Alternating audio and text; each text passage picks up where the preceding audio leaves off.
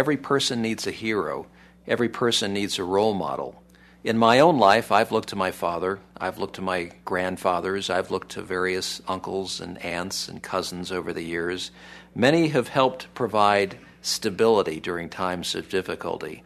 Many have helped to remind me that service is the most important thing that we can do in the end.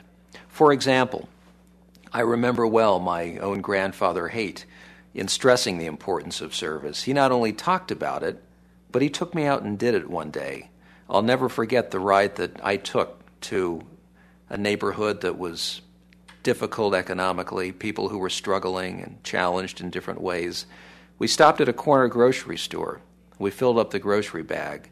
My grandfather knew exactly what he was doing. He had in mind a widow who was living all by herself, who didn't have much to spend on life's necessities, and he was headed right for her home. I didn't know much about what he had in mind, but just following as we went down the aisles in this little corner grocery store in a difficult and challenging part of town, he knew exactly what this person would like.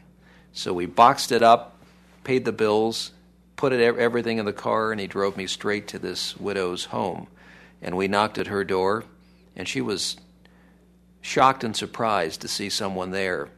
But knowing that grandfather had given this a lot of thought, that he knew exactly what the needs of some of these people were, we handed her over the bags of necessities and goods. There were groceries, there was medicine, all the things that she would need to survive.